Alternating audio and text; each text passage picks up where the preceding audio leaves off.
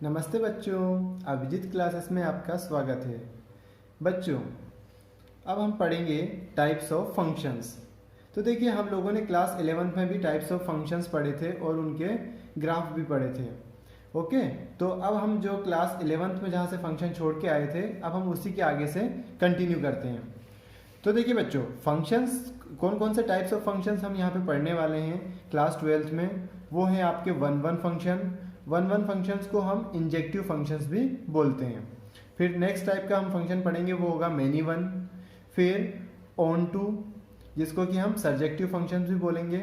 और एक फंक्शन होगा आपका one one and onto, उसको हम बोलेंगे बाइजेक्टिव फंक्शंस। अब देखिए बच्चों, टाइप्स ऑफ फंक्शंस पढ़ने से पहले हम फंक्शन को थोड़ा सा रिकॉल कर लेते हैं। तो हमने फंक्शंस में क्या समझा था? हमने फंक्शंस की एक डेफिनेशन पढ़ी थी, जिसमें क्या था, उसमें हमने देखा था कि जो भी हमारा एक्स के एलिमेंट्स होते हैं उन सब की एक यूनिक इमेज प्रेजेंट होना चाहिए, उसी को हम फंक्शंस बोलते हैं। हम यहाँ एक एग्जांपल ले लेते हैं। हमने दो सेट लिए हैं, एक्स और वाई। हमारे एक सेट में एलिमेंट है 1 2 3 और वाई में एलिमेंट है ए बी सी। अब देखिए, हम 1 को ए से रिलेट करते हैं, 2 को बी से रिलेट कर रहे हैं और 3 को सी से रिलेट कर रहे हैं। अब देखिए, क्या ये फंक्शन होगा? तो बिल्कुल ये फंक्शन होगा, क्योंकि हमारी डेफिनेशन क्या थी? तो हमारी डेफिनेशन ये थी कि ये जो हमारा एक सेट है इसको हम क्या बोलेंगे? डोमेन बोलेंगे। ये होगा आपका डोमेन। और जो वाई सेट है यह होगा हमारा कोडोमेन। तो हमने बोला था डोमेन के जितने भी एलिमेंट जो हैं उनकी एक यूनिक इमेज यहाँ पे प्रेजेंट होना चाहिए। मतलब डोमेन में जितने एलिमेंट है सब क्या होना चाहिए? सबकी एक यूनिक इमेज यहाँ पे प्रेजेंट होना चाहिए। तो डोमेन में जितने एलिमेंट है उनकी इमेज यहाँ पे प्रेजेंट है, इसलिए फंक्शन है। अब देखिए, अगर हम यहाँ पे जो कोडोमेन है इसमें एक और एलिमेंट ऐड कर देते हैं डी। अब बताइए, क्या ये फंक्शन होगा?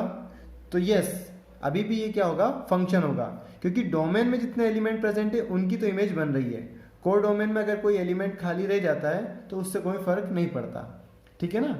अब अगर हम, जैसे ये हमारा डोमेन था, इसमें हम एक और एलिमेंट ऐड कर देते हैं 4। अब ये 4 हमारा जो है इसकी कोई इमेज नहीं बन रही है, किसी के साथ में रिलेट नहीं हो रहा है। तो अब क्या हम इसको फंक्शन बोल पाएंगे? तो अब हम इस रिलेशन को फंक्शन नहीं बोल सकते हैं, क्योंकि हमने ये पढ़ा था कि जो भी हमारा सेट है एक्स, मतलब जो भी हमारा डोमेन है, उसके सारे एलिमेंट किसी ना किसी की इमेज होना चाहिए, उसकी एक यूनिक इमेज होना चाहिए। लेकिन यहाँ पे 4 की कोई इमेज नहीं बन रही है, इसलिए हम इसको फंक्शन नहीं बोलेंगे। तो शायद आपको रिवाइज हो गया होगा कि फंक्शंस हम किसको बोलेंगे। एक और हम छोटा सा एग्जांपल ले लेते हैं। तो हमने यहाँ पे दो सेट लिए हैं, एक्स और वाई। एक्स के एलिमेंट है 1 2 3 और वाई के एलिमेंट है ए बी। अब हम इसको रिलेट कर रहे हैं, 1 को ए के साथ कर रहे हैं, 2 को भी हम ए के साथ रिलेट कर रहे हैं और 3 को हम रिलेट कर रहे हैं बी के साथ। तो अब देखिए बच्चों, क्या ये फंक्शन होगा? तो यस, अभी भी ये फंक्शन होगा, क्योंकि देखिए 1 की एक यूनिक इमेज बन रही है ए और 2 की भी एक यूनिक इमेज बन रही है ए, ओके, और 3 की इमेज बन रही है बी, इसलिए हमारा फंक्शन होगा।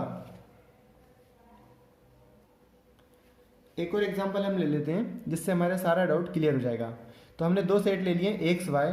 एक्स में हमारे एलिमेंट है 1 2 और यहाँ पे ए बी सी। अब देखिए, हम इसको रिलेट कर रहे हैं इस तरीके से, 1 को रिलेट कर रहे हैं हम ए से, और उसके साथ साथ हम जो है 1 को रिलेट कर रहे हैं बी से और 2 को रिलेट कर रहे हैं सी से।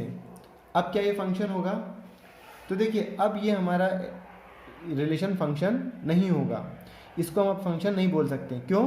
क्योंकि देखिए, जो यहाँ पे एलिमेंट 1 है इसकी दो अलग अलग इमेज बन रही है। 1 की इमेज ए भी बन रही है और 1 की इमेज बी भी बन रही है, और ऐसा फंक्शन में पॉसिबल नहीं होता है, क्योंकि फंक्शन की हमारी कंडीशन ये होती है कि उसकी एक यूनिक इमेज बनना चाहिए, इसलिए अब हम इसको फंक्शन नहीं कह सकते हैं। तो बच्चों, अब हम आते हैं वापस से अपने टॉपिक पे, टाइप्स ऑफ फंक्शंस। तो अब हम इसमें पढ़ने वाले हैं वन वन और मेनी वन फंक्शन। सबसे पहले हम देखेंगे कि वन वन फंक्शंस किसको बोलेंगे और मेनी वन फंक्शंस किसको कहेंगे। तो इसको समझने के लिए हमने एक एग्जांपल लिया है। तो देखिए, यहाँ पे मैंने कुछ टाइप्स ऑफ फंक्शंस लिखे हुए हैं, ठीक है। तो आप देखिए, मैंने यहाँ पे 4 फंक्शंस लिखे हैं, सब में हमने सेट लिया है एक्स और वाई। तो एक्स हमने चारों फंक्शन में सेम रखा है और वाई को हमने इसमें वेरी किया हुआ है, उसको हमने नाम दिया है सेट y1, y2, y3 और y4, और उसको इस तरीके से रिलेट किया है कि ये सब जो है फंक्शंस फॉर्म कर रहे हैं। तो f1, f2, f3 और f4 ये 4 फंक्शंस हमारे पास में हैं। अब देखिए इन फंक्शंस को देख के हमको बताना है कि कौन सा फंक्शन 1 1 होगा और कौन सा फंक्शन हमारा मेनी वन होगा।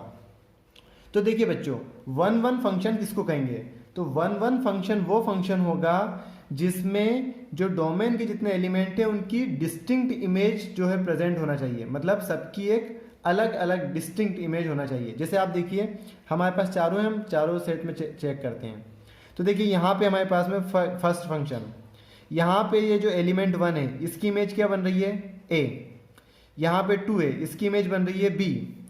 3 इसकी इमेज बन रही है D, और 4 इसकी इमेज बन रही है C। तो देखिए जितने चारों एलिमेंट है चारों की ही एक अलग अलग इमेज बन रही है, किसी की इमेज सेम नहीं है। ठीक है, तो ये फंक्शन कहलाएगा हमारा 1 1 फंक्शन, इसको हम बोलेंगे 1 1 फंक्शन। ओके, अब देखिए क्या ये फंक्शन 1 1 है? चेक करते हैं। तो देखिए 1 की इमेज बन रही है B और 2 की इमेज भी बन रही है B, लेकिन हमारा जो 1 1 की डेफिनेशन है वो ये होती है कि जितने एलिमेंट प्रेजेंट है आपके सेट A में या सेट X में उनकी डिस्टिंक्ट इमेज होना चाहिए, लेकिन देखिए इन दोनों की इमेज सेम है, इसलिए ये हमारा 1 1 फंक्शन नहीं है। तो इसको हम क्या बोलेंगे? जो 1 1 फंक्शन नहीं होता उसको हम बोलते हैं मेनी वन फंक्शन। ऐसे फंक्शन को बोला जाता है मेनी वन फंक्शन। अब देखिए फंक्शन f3, यहाँ पे 1 की इमेज A है और 2 की इमेज भी A बन रही है, तो ये फंक्शन भी क्या होगा आपका? मेनी वन फंक्शन, क्योंकि इनकी डिस्टिंक्ट इमेज नहीं है, इसलिए इस फंक्शन को भी हम क्या बोलेंगे? Many one function. अब देखिए फंक्शन f4, अब यहाँ पे देखिए 1 की इमेज बन रही है B, 2 की इमेज बन रही है C, 3 की इमेज बन रही है A और 4 की इमेज बन रही है D। तो चारों एलिमेंट की डिस्टिंक्ट इमेज है, इसलिए ये फंक्शन भी क्या होगा? हमारा 1 1 फंक्शन। इतना क्लियर है बच्चों आप लोगों को? तो बच्चों हम देखते हैं इसको डिफाइन कैसे करना है। तो 1 1 फंक्शन को हम कैसे डिफाइन करेंगे?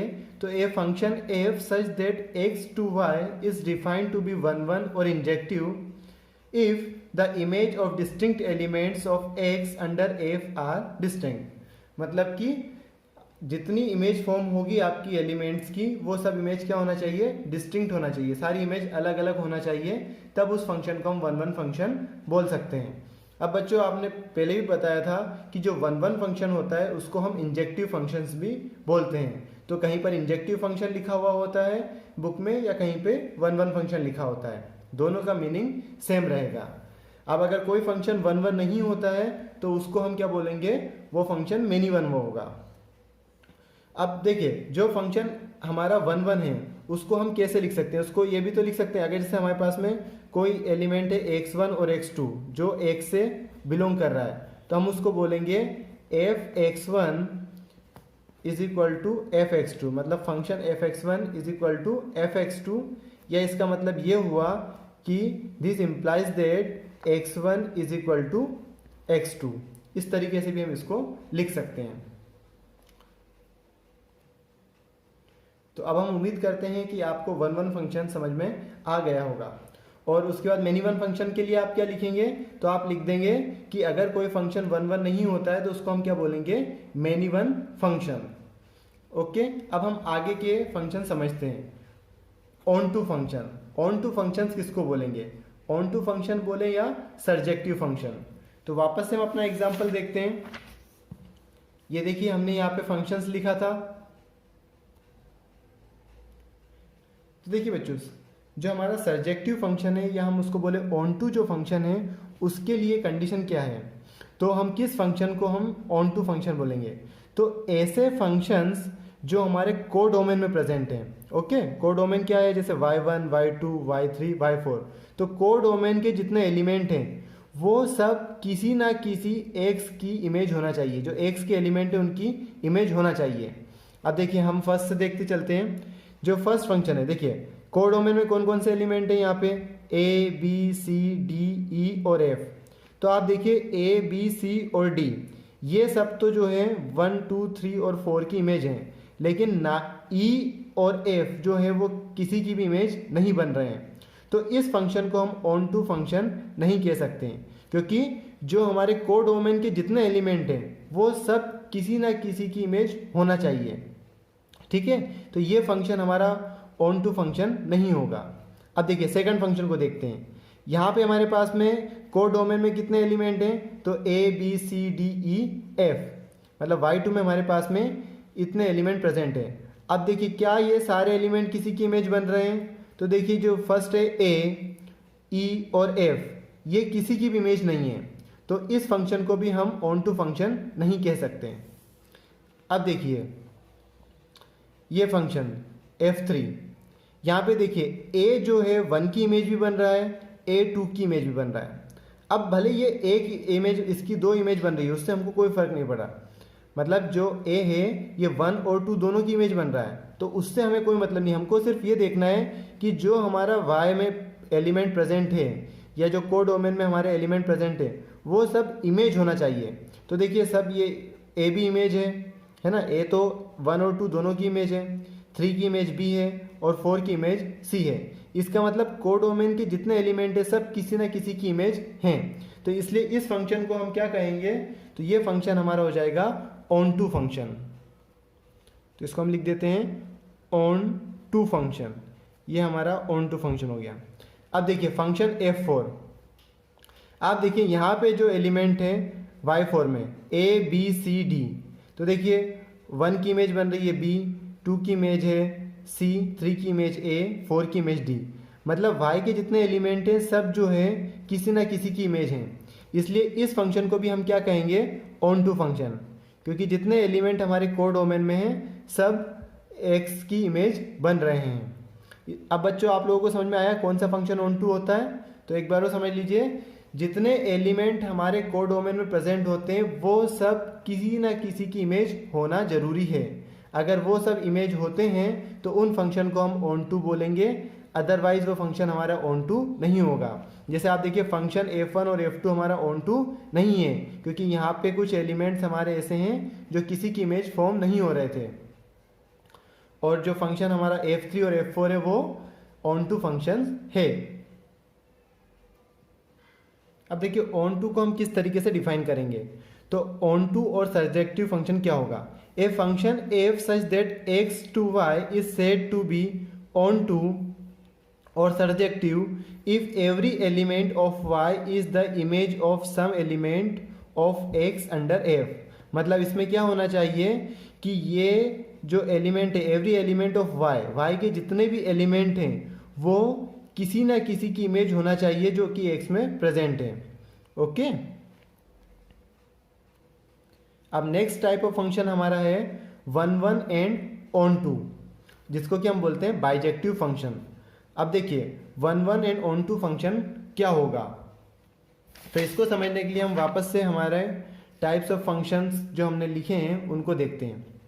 तो देखिए यहाँ पे हमने टाइप्स ऑफ फंक्शंस में जो चारों फंक्शन लिखे थे, अब इनमें आप देखिए कि कौन सा फंक्शन जो है हमारा 1 और ऑन टू फंक्शन हो सकता है। तो हमने यहाँ पे लिखा था जो फर्स्ट फंक्शन है वो हमारा 1 फंक्शन था, second function many one function है, थर्ड फंक्शन हमारा मेनी वन फंक्शन था और ऑन टू फंक्शन है, और थर्ड फंक्शन हमारा 1 और ऑन टू दोनों था।